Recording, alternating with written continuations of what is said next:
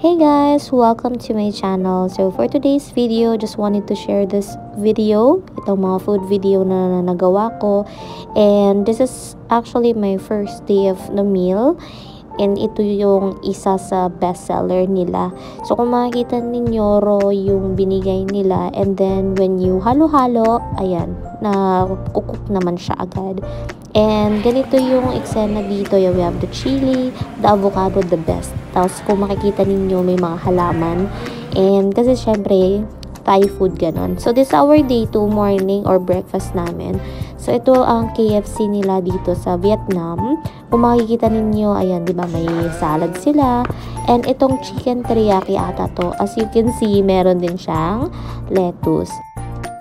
Ayan, since ang sarap ng kain ko dyan, we are preparing kasi para pumunta sa mall. Ayan, and now, dito naman kami sa Fuji Premium. So, in-order namin avocado shake, pero yung oolong tea nila, sobrang sarap kasi real na real yung tsaa. So, that's 50,000 dong. And this one is the dried mango, which is one of the best dito sa Vietnam. And then after that, pumunta na naman kami sa ibang kainan. And ito naman guys, para siyang sa Pho dito sa Philippines. Ayan, it's a Thai food din. Ganito kasi eksena din. Pero yung kaibahan lang sa kanila, ayan, punong-puno at sagana kasi yung ingredients na meron sila dito. And nagustuhan ko dito yung peach nila, itong peach juice.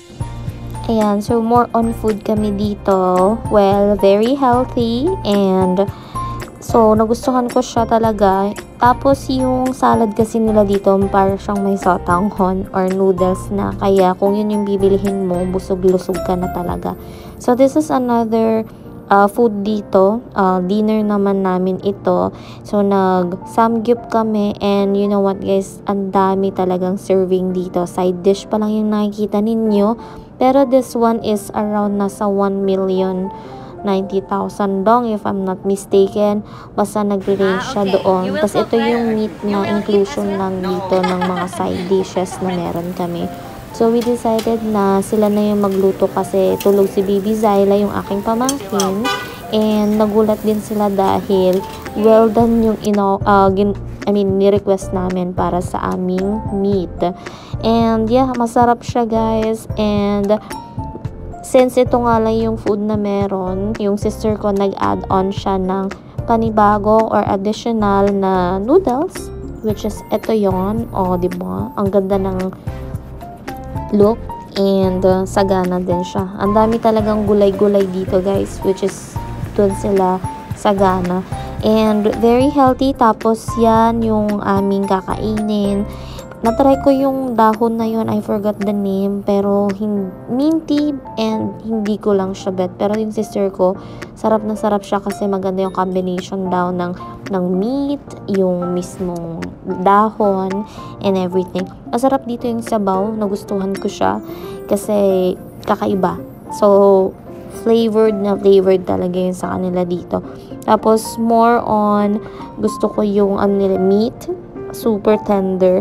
And after that, nag-decide akong bumili ng kape para mapababa yung kinain ko. And ito yung store nila. Ayan, 16,000 dong naman.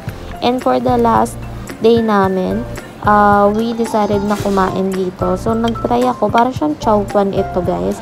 Sa isang store dito sa Vietnam. And while waiting kasi sa chicken, dito ulam na isahan, parang chow fan siya. Ito yung itsura niya. So, ganyan siya. It's a seafood na parang seafood chow fan, kumbaga. Pero sarap siya, guys. I love it. Ako, overall, the food is very good. So, I love it. Thank you so much. Bye!